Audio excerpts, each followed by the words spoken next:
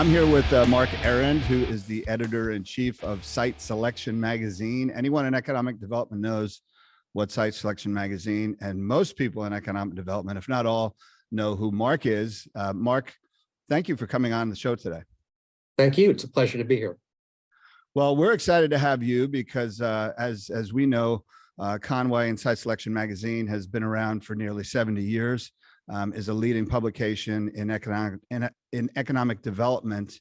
But you also issue the Governor's Cup, along with many other awards, to the states that produce the most projects that are leading in economic development. And Texas, again, for the 11th consecutive year, has won the Governor's Cup. Is that correct? That is correct. Well, I'd love to learn a little bit more about that. You want to give us some insight on the Governor's Cup? Sure. We've been awarding the Governor's Cup since the late 80s, and it recognizes the states that attracted the most capital investment projects the previous calendar year. So we've been doing that for decades, and you're correct. For the past 11 years, Texas has claimed the most projects as we track them. And how do we track them? We qualify projects based on one or more of these criteria. It involves capital investment of at least $1 million. It creates 20 or more new jobs and or 20,000 or more square feet of new space. So throughout the year, we have a research staff that goes out and finds these projects. We work closely with state and metro economic development offices around the world, but around the country in the case of the Governor's Cup. We learn about projects in the course of reporting on the articles we write. So that was really how the Governor's Cup worked until about 10 years ago, and it still works that way. About 10 years ago, we decided to include a second Governor's Cup, which recognizes the state with the most qualified projects per capita. So Texas has done great. It's a huge economy, but the second Governor's Cup enables states with smaller economies to be recognized for the success they had. So, for example, Kansas has won for the past 2 years. Mm-hmm. So we consider them co-equal cups, but one per capita, one total projects. Yeah, and I would imagine you've got some that are a little more active than others, some that are a little more open to talking about their secret sauce and things like that. Is that a fair statement?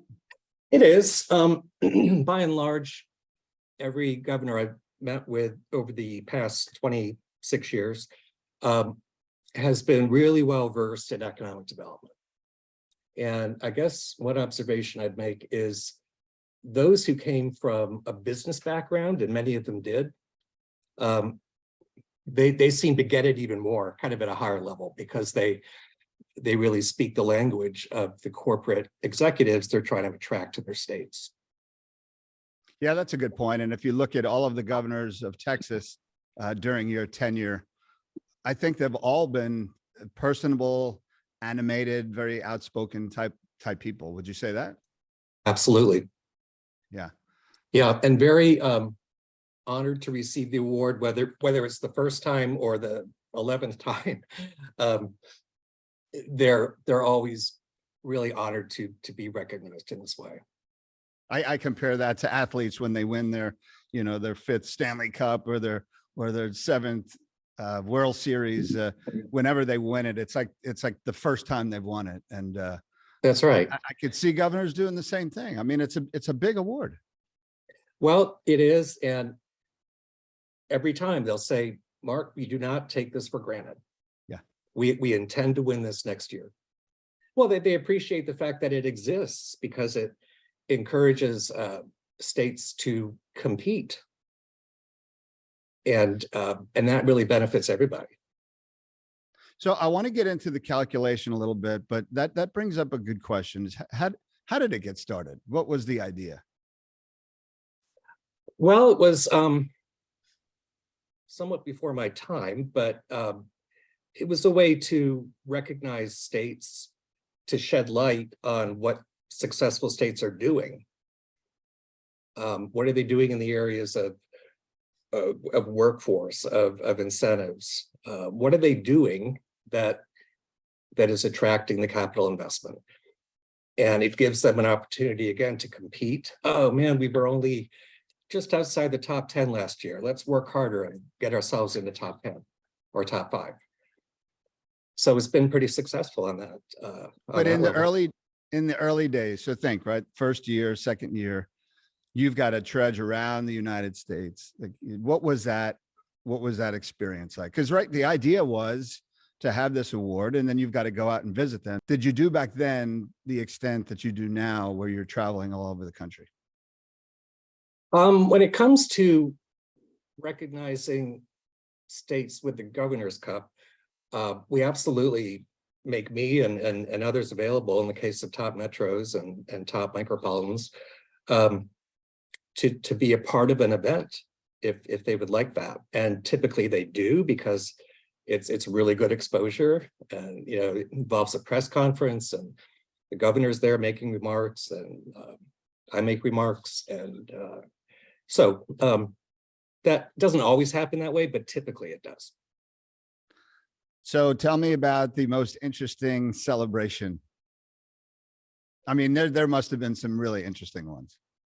Ceremony a number of years ago for not Texas, but another state that had won on per capita. And they just had a really terrific event. And I had the opportunity to visit privately with that governor a couple of times during the course of that day. And it was just, I don't know, it was just a very warm camaraderie quickly developed between him and me. And a number of years later, after he was out of office, because at that Governor's Cup, he asked me to provide a blurb for the dust jacket of his book that he wrote, kind of reflecting on his life in politics. And so that was a real privilege. Well, and all of your visits to Texas have been great. I mean, it's always a big press conference. We have a lot of people from around the state, and it's a big celebration, and we're very grateful to receive it. And we do earn it. So, tell us a little bit about the calculation. How do you determine this? It's really simply running the numbers on what's in our database, what's gone in the previous year. Before we finalize project numbers, the research team and the editors spend a lot of time poring over lists of projects to make sure that we're as accurate as is humanly possible. So sometimes we'll come across duplicates because the name of the company was slightly off, but it's the same project. So we really pore over those records to make sure that what we publish is what we believe to be true. And again, I went over the criteria for a project getting in the database, but it's really a function of how many projects are there, and then we run that based on state population as well. Right. So Texas had over 1,000 jobs, I think maybe even near 1,100 jobs to get the award this year. Any of those projects stand out to you? It had, I think, 1028. 1028. Okay. And yeah, I'm looking at the list of the top 25 and for 2022 projects, and 9 of them were north of $1 billion in investment. Wow. With the largest being $8.5 billion. And that actually pales in comparison to the previous year, when the top 2 projects together totaled $47 billion. So those are really big numbers. In the case of 2022, of those 9, 4 of them were in the chemicals and plastics sector. 2 of them were in energy. And we had a large one in IT and communications and metals. So those were the industries contributing the top 9 projects last year. The previous year, those two $47 billion projects were, of course, Texas Instruments at $30 billion and Samsung at $17 billion, both of which, of course, are semiconductors. Other huge projects in 21 were Nacero, which is industrial gas, Chem Energy, which is petroleum, pharmaceutical. But it was interesting that 21 alone saw 2 huge semiconductor projects in the same year. Right. And again, this calculation is, I'm sure, is investments, it's jobs and things like that. What were some of the numbers in these projects that really stand out? Because these are game-changing projects for not only the country and the state, but also the regions that's going to be employing a lot of these people. Correct. Well, in addition to the investment value, we have jobs numbers for a number of them. One of them in 2022 is forecast to create 1,500 jobs. That's in Sherman, an electronics firm. Another 1,000 producer-owned beef is opening a plant in Amarillo that will employ 1,600. And similar numbers for projects in 2021. Mm-hmm. So yeah, those would be the big ones in terms of jobs forecast. And the number of projects that we had compared to the number 2 and number 3 state was, I mean, what, double, right? I believe it was more than double, over twice the number. Yeah. Yeah. And I mean, look, we can get into why, and there are a lot of reasons why, but I mean, when you look at how Texas has over doubled the second, and third place state, I mean, what are you attributing a lot of this to? Probably number one would be on its own. If Texas were a country, it would be the 9th biggest economy in the world. I mean, that's pretty astounding. So it's really a combination of things, but that I would put at the top of the list. Second, I would say the diversity of that economy, right? It's long been a huge energy giant, but in recent decades, it's also become an automotive giant. More recently, electric vehicle plant and the projects, the supplier projects that come with that. Toyota, of course, aerospace, financial services, healthcare, life sciences. I mean, every one of these are big industries in Texas. That's what I found over the last, I've been in Texas for 30 years, that the diversity of the economy has changed just dramatically. Yeah, I'd be happy to go over some Texas specific numbers with you. Yeah, please. Maybe before we get to that, I had a couple other thoughts on why Texas attracts so many projects. In addition to site selection recognizing economic development success, Chief Executive Magazine has named Texas the best state for business for the 19th consecutive year.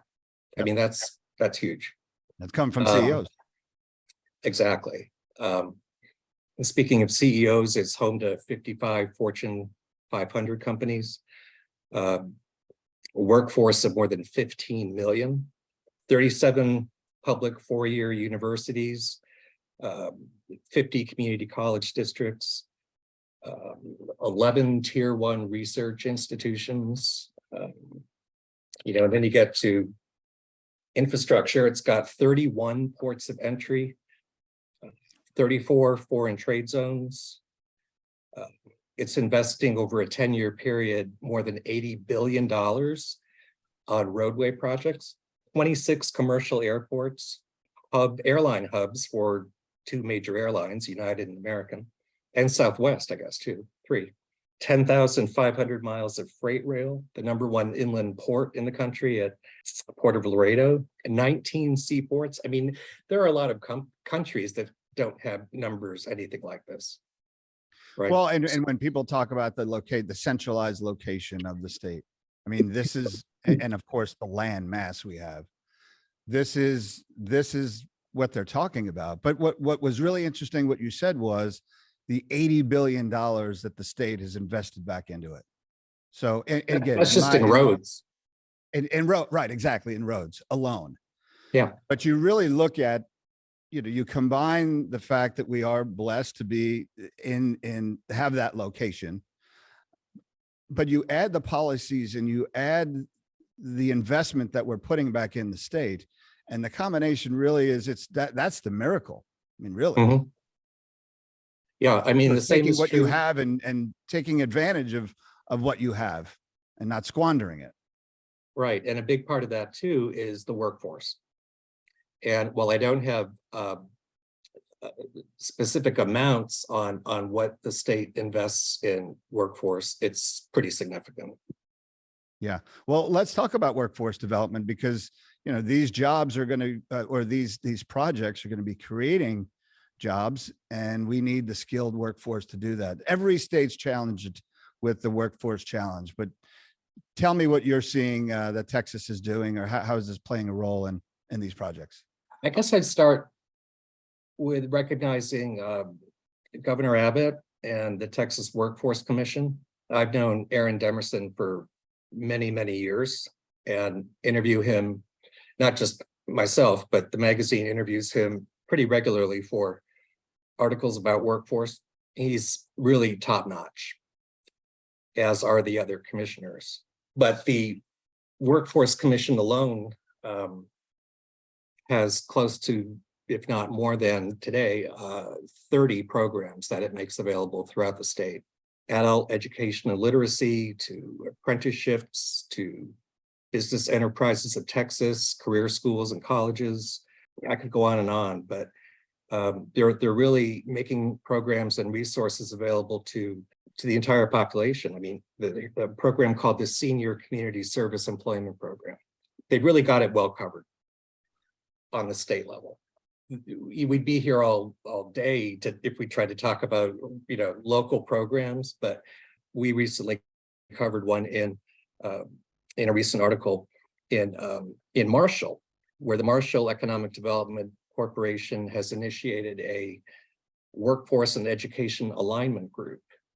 And this is happening around Texas, but just for example. And that was kind of an informal gathering at first, but it's now becoming a council that will help focus educational training dollars on local industry that needs it. Another recent example, this is from 2021, Texas passed the Texas Reskilling and Upskilling Through Education grant program that is designed to build a talent-strong Texas through the creation, expansion, or redesign of workforce education, training, and programs in high-demand occupations. So that's just two examples, but these are happening all over the state. Well, and when I speak to these companies that are moving to Texas, they're blown away by the resources that are available, and there are so many programs like Texas Works and others that are out there that maybe people don't hear about. So again, I applaud you for mentioning those projects, because there is a lot of work being done behind the scenes that for a state that tries to be as low government as possible. They want to be as high in resources as possible, and that's where the commission and the state could really help companies, and that is providing these resources that they need. And no, they get the importance of it, and get the importance of it, right? And work closely with these companies to find out what their needs are and provide a solution to their needs, which right now, as everybody knows, is a skilled workforce. How do we get them trained as inexpensively as possible, and working with these schools and universities as well? The other thing I noticed when I look back at the numbers is, and I could have this wrong, but it was, probably 10, 20 years ago, we only had 4 tier 1 universities, and now we have 11. That's a lot. The process of getting to tier 1 status, I would have to imagine, takes a long time. That's 7 universities in, less than 20 years. Yeah. No, Governor Abbott takes that incredibly seriously. put in place a program within the last 2 or 3 years, the name of which escapes me, but he and I have talked about it, where he's actively recruiting some of the top professors and faculty from outside Texas to get them in Texas. And I think that's helping a lot. Oh, that's a big recruiting strategy, is getting these professors and PhDs into the state. It's And researchers and yeah. Researchers, and you know, with whether it's biotechnology, oil and gas, I mean, the energy transition, it's really important. Tell me a little bit about Governor Abbott, what you think his secret sauce is, maybe how he differs at all, maybe from Governor Perry or any prior administrations. Governor Abbott takes a very hands-on approach, as did Governor Perry and others. I think he puts economic development at or near the top of his list of priorities, because that means jobs, right? You can have 1,024 projects announced, but that's future jobs coming into the state or being created from within. So he totally gets that, as does his Office of Economic Development, run by Adriana Cruz and her staff. They're just professional. They're on the road a lot. They're engaging with local communities and finding out what their needs are as companies sort of kick the tires of Texas. So I'd really give him and his economic development team a lot of credit. On a bigger level, I know he works constantly to make Texas a low-cost location for business, make sure the regulatory environment is such that they're not going to be stymied. And if that means going to court with the federal government over EPA and environmental policy, then they will, and they do. And I think investors see that. So he's really willing to fight. And that doesn't make him different than previous governors. That's one observation. I think he and his staff are looking at incentives all the time and working hard to make sure that programs like the Texas Enterprise Fund are funded. I mean, these deal closing incentives are really critical, and not every state has them. And I think he intends to make sure that Texas has that going forward. We talked about the 11 research universities and the kind of work he has done to increase that. Local communities have the ability to charge a sales tax that is then funneled into economic development resources on the local level. Yep. And so that is a contributor to why companies want to move where they move in Texas. But really, he's just really good at economic development, as are economic developers in Texas's many major metro areas, regional, small towns for that matter. They know how to do business recruitment and retention. And Governor Abbott is a great example of how to do that. Yeah, I mean, the ground game that this state has from the local level all the way on up really makes it tough to compete with. However, other states are getting aggressive and other governors are getting aggressive. And I feel like they are following the playbook of Texas, because we've always been aggressive. We've always been on the offense. Yeah. Not only we on the offense, but the companies are fleeing other states to come to us. So I see it as a push and a pull, but there is competition out there. I mean, it's coming. There is. It's coming. What could threaten our repeat of the Governor's Cup next year? Really, the only thing would be some other large state producing numbers that could beat Texas's. Yeah. I mean, bottom line. It's easy to say that, the state is bigger, so obviously you're going to get more. But look, California, they weren't anywhere near us on the list. And we have others. If you combine several states together that are the size of ours, they're not going to come close as well. So again, you had said it. I think it's a combination of the infrastructure, of the aggressiveness of our offices, and of the number of companies that are moving here. Think about 55 corporate headquarters, Fortune 500 headquarters. That's a supply chain that can go on forever. Mm-hmm. Well, and the number of companies relocating there in recent years, half of which, by the way, I want to say going back to 2015, half of which have come from California. I mean, that's pretty incredible. Talk a little bit about quality of life, because, you know, one would ask the question, why would someone leave a beach to come to, you know, the desert? And we know that Texas isn't just a desert, but I mean, the reality is people are moving for jobs, but they're also moving for quality of life. Tell me, what are people looking for? It's a great question. And the answer, I think, is evolving a little bit. Certainly from when I first began writing about locations in the late 90s.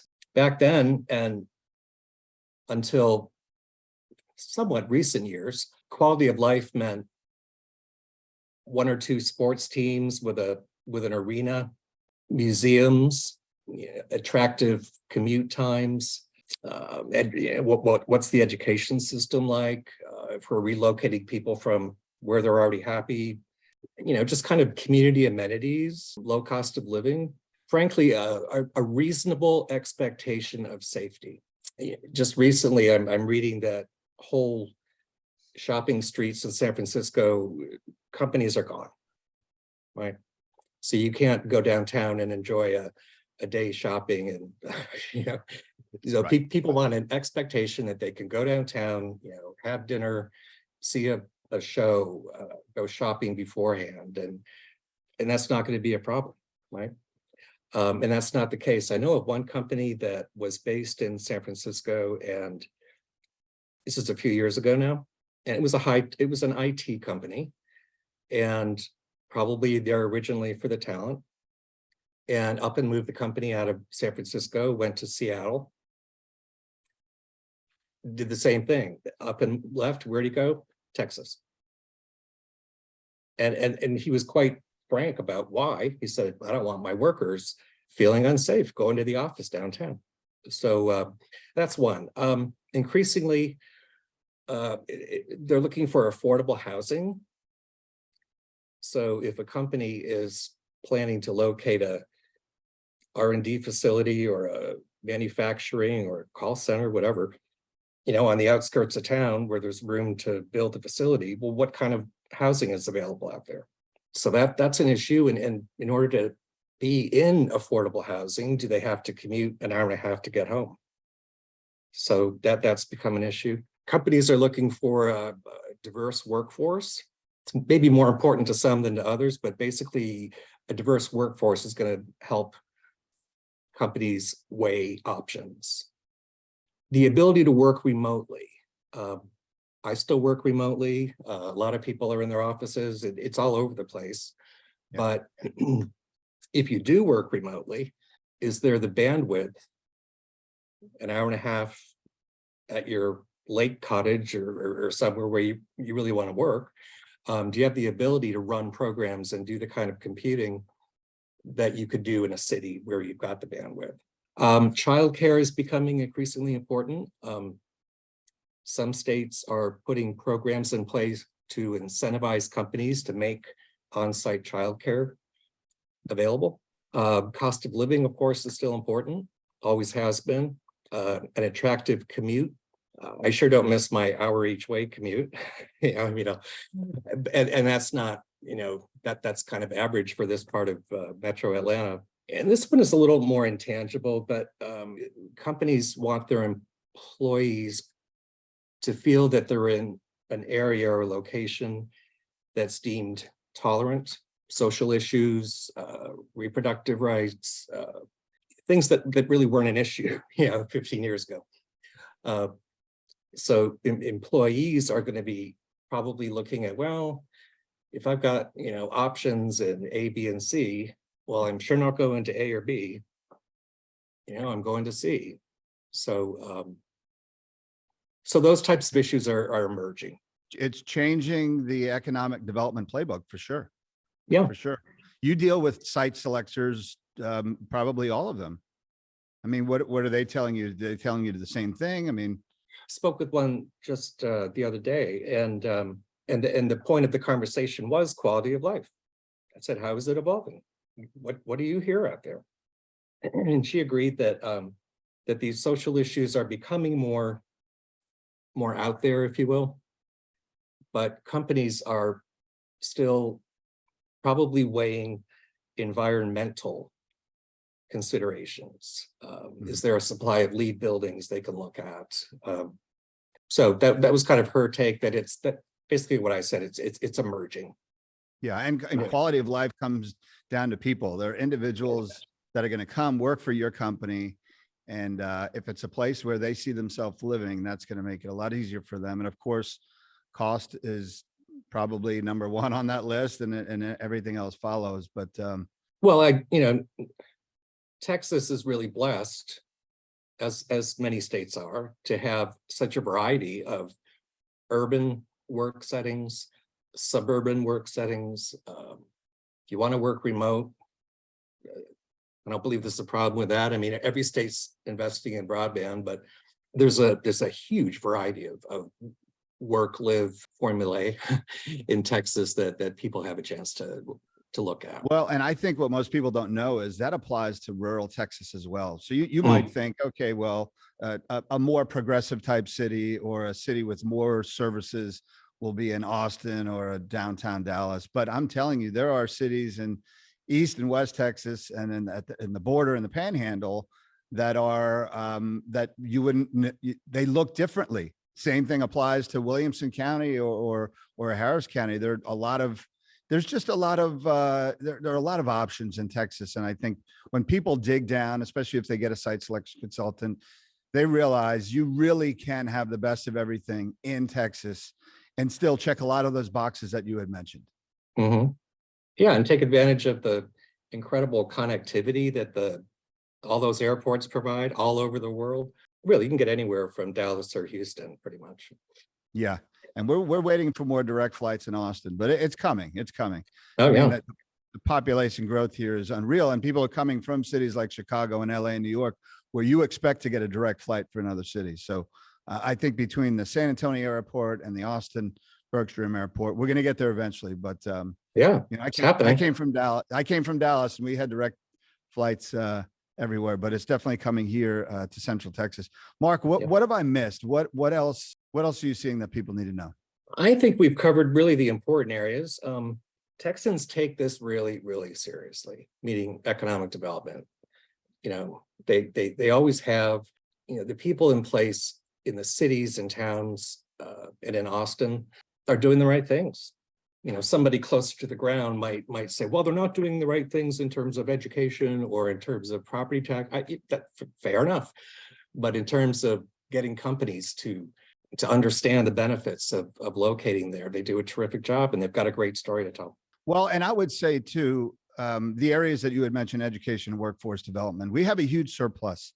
And we're putting it to work, and we're looking at the future. So we're not neglecting those things. Right. They're issues that we are facing as a result of our own success. Yeah. And it came quickly. Yeah. And so no, those are valid points. And I will say, there's a lot happening in the state where we're addressing some of these issues that maybe are not taking front and center. That hopefully people will learn more at our summit. And I know you and Ron are going to come in October for the summit. We're excited to see you there at AT&T Stadium. We'll be spreading the good word about Site Selection Magazine. I know a lot of the EDCs and offices here appreciate all the work that you've been doing, and we appreciate your annual trips. We hope they continue. Well, I hope to be back again soon. Okay. I really appreciate it, Mark. You bet, Ed. Thank you.